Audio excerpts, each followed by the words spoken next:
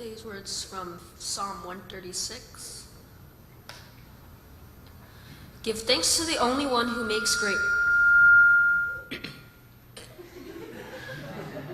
Give thanks to the only one who makes great wonders. God's faithful love lasts forever. Give thanks to the one who made the skies with skill. God's faithful love lasts forever. Give thanks to the one who shaped the earth on the water. God's faithful love lasts forever. Give thanks to the one who made great lights. God's faithful love lasts forever. The sun rules the day. God's faithful love lasts forever. The moon and the stars to rule the night. God's faithful love lasts forever. Give thanks to the one who struck down the Egyptians' oldest offspring. God's faithful love lasts forever. Give thanks to the one who brought Israel out of there. God's faithful love lasts forever. With a strong hand and outstretched arm, God's faithful love lasts forever. Give thanks to the one who split the Red Sea in two. God's faithful love lasts forever. Give thanks to the one who brought Israel through. God's faithful love lasts forever. And tossed Pharaoh and his armies into the Red Sea. God's faithful love lasts forever. Give thanks to the one who led his people through the desert. God's faithful love lasts forever. Give thanks to the one who struck down great kings. God's faithful love lasts forever. And killed powerful kings. God's faithful love lasts forever. Sihon, the Amorite king. God's faithful love lasts forever. Og, king of Bashan. God's faithful love lasts forever. Handing their land over as an inheritance. God's faithful love lasts forever. As an inheritance to Israel, his servant, God's faithful love lasts forever. God remembered us when we were humiliated. God's faithful love lasts forever. God rescued us from our enemies. God's faithful love lasts forever. God is the one who provided food for all things. God's faithful love lasts forever. Give thanks to the God of heaven. God's faithful love lasts forever. This is the word of God for the people of God.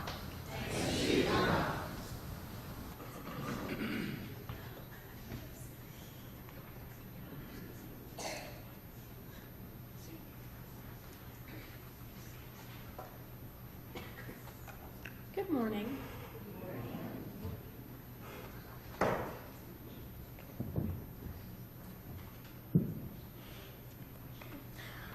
My name is Kelly Silva. I am 17 and a junior in high school. Something I used to constantly ask myself, both in the past and sometimes now, is does God love me? This is because I felt as though I was always letting him down. I felt like I messed up so much and like I wasn't enough. I felt like he wasn't there helping me through the stressful moments, and somehow that meant he didn't love me. And here's the hard part. Everyone kept telling me God would never stop loving me, and I could not, no matter how hard I tried, believe these people. For those of you that don't know me that well, I run as a volunteer EMT for Roanoke County Fire and Rescue. I've been at Case Spring Rescue Squad for almost a year now, and I've been a certified EMT since October 2018.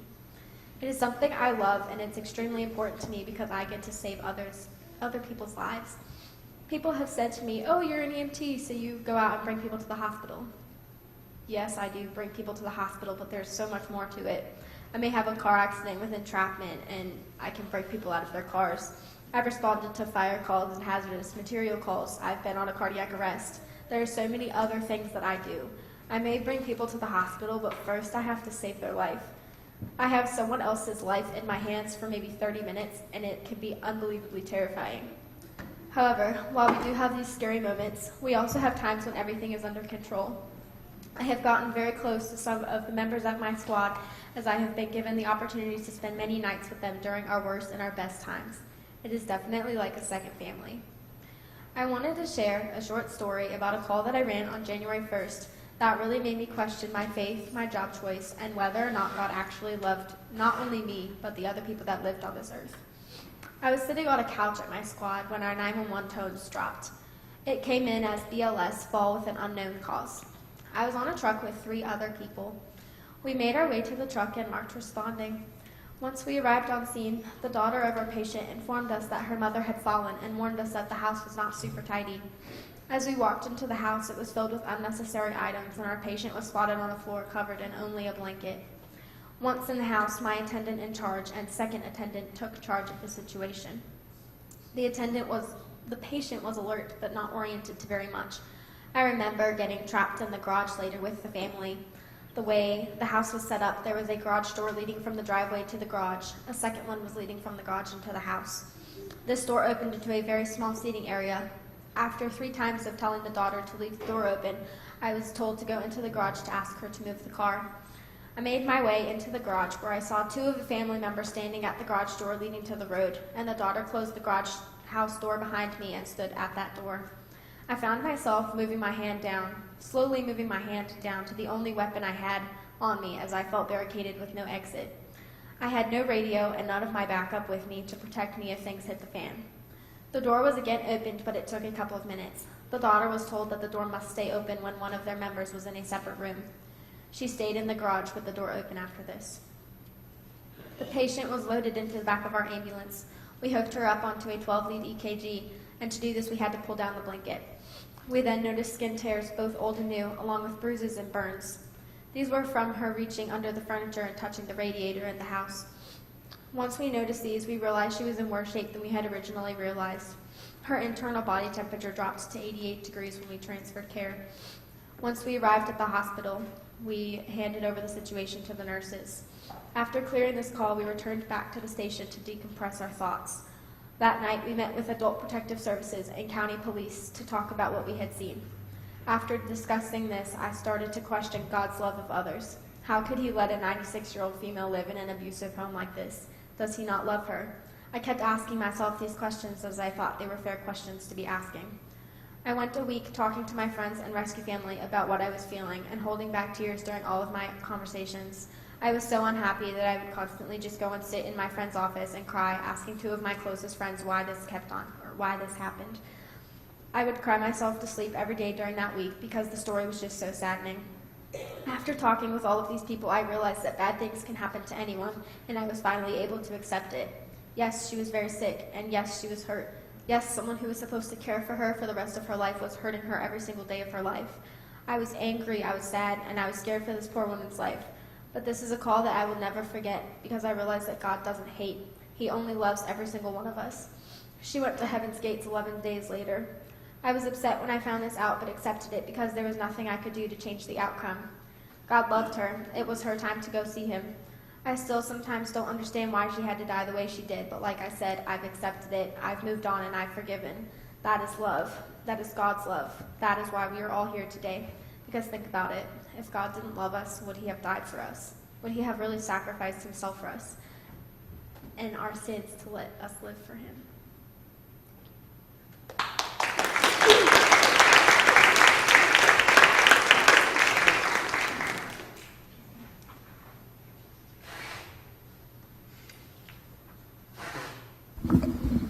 Good morning. I love you, Kelly, so much, but it's so hard to get up here and talk after that. She has a lot of amazing stories to share. So good morning. First, I'd like to open with a prayer, so if you would bow your heads with me. Dear God, we thank you that your love endures forever. We thank you for the blessings in our lives. Please allow my words to align with your will and touch the hearts of those who need it. Amen. So our scripture today is about God's love enduring forever. And I'm not going to read it again because it's really, really long, as you saw. But when we think about the future, or when we think about forever, we often think about the future. But let's stop for a moment and think about the past, because God was around then too, right?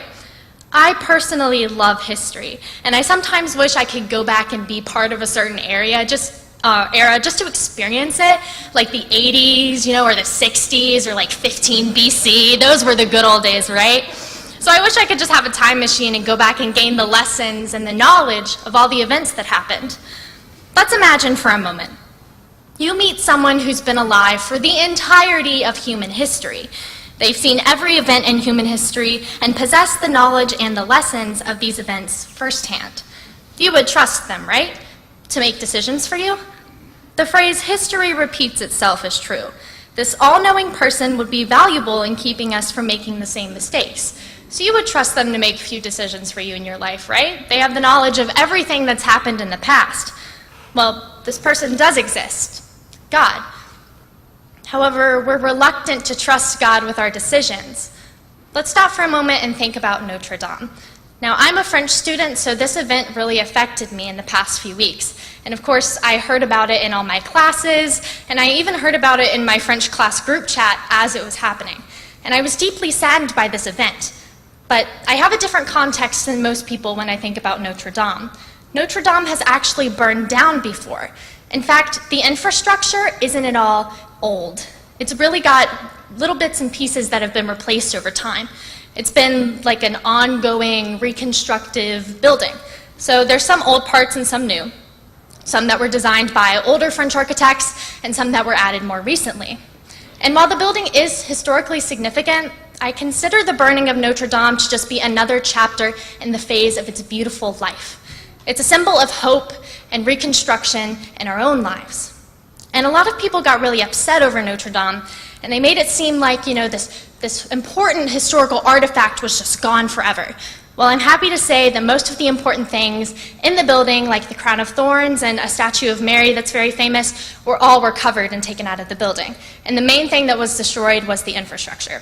So rebuilding plans are on the way, and we can all rest easy knowing that those important artifacts are recovered. Now, we tend to be reluctant to trust God. Many would label this as pride or some idea that we're better than God, or that we know more. But I don't think that this is the case for most people.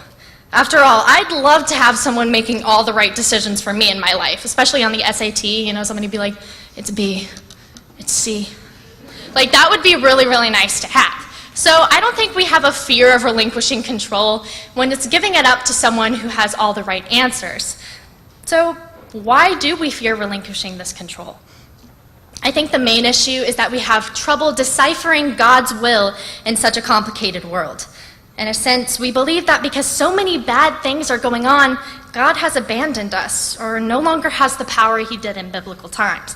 And this couldn't be further from the truth.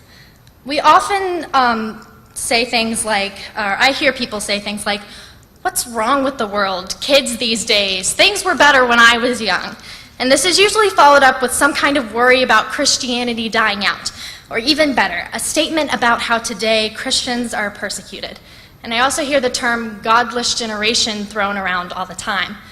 And I think this is especially hurtful, especially to the future of Christianity and the future of love and hope in our society. Because when we say that something is godless, we make it seem like God will never have anything to do with it. Instead, we should say something like, these people haven't been affected by God yet. They haven't realized God's everlasting love in their lives. When we say something like that, we leave room for opportunity. However, when we say that something is a godless generation, we relinquish that opportunity, and we make them seem helpless. Allow me to remind you that Christians have been persecuted since the very beginning of Christianity. So while this is something that's very bad, and of course God doesn't want us to experience this, with free will, it's inevitable. No one knows the cruelty of humans better than God himself.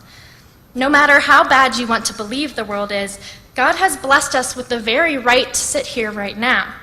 Each time we say that the world is going downhill, we insult God's power, God's reign over this earth and his creation. Most importantly, we insult the love that God has for us and everything he's blessed us with. After all, who are we, mere humans, whose lives currently add up to a fraction of a second in God's timeline, to doubt the keeper of all knowledge? What do we know? Who are we to believe that God's love has run out, especially for a certain group of people? So when you think about millennials or my generation or whoever else you want to target as an institutionalized group, we should remember that these people aren't godless. They just haven't been touched by God yet. And we should change our words to better understand and encourage the transformation of people's lives in our world. Please bow your heads as we close in prayer. Dear God, as we go throughout this day, this week, and the rest of our lives, please change our words to better serve you. This world can be challenging, but at the end of the day, we should focus on the beautiful things you have done. Forgive us when we start to think that you aren't there, or that your presence is absent in all the madness. In your name we pray, amen. And in the words of Walt Whitman, keep your face always toward the sunshine, and shadows will fall behind you. And in the word of God, his love endures forever. Thank you.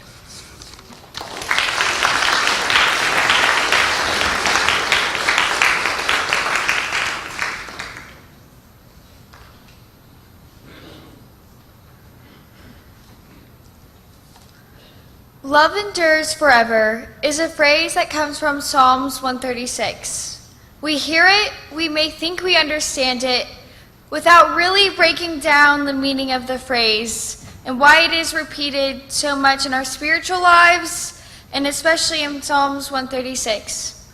By repeating this phrase over and over again, we too can learn something that we need to remember every day.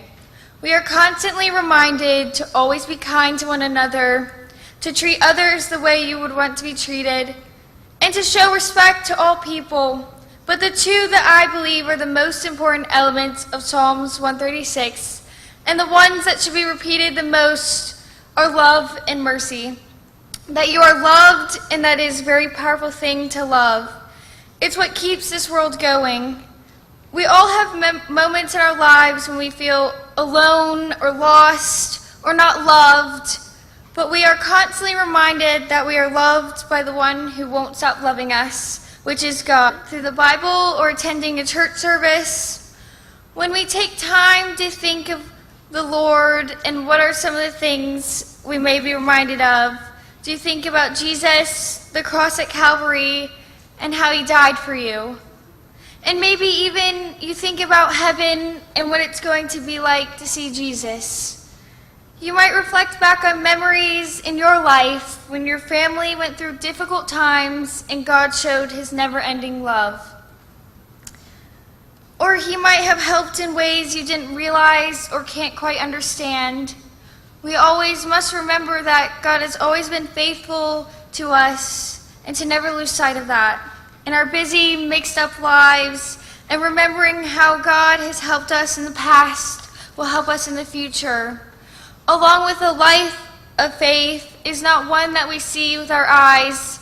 It believes in what God has told us in his word as the living truth. Something else that we see over and over again is that God's mercy lasts forever.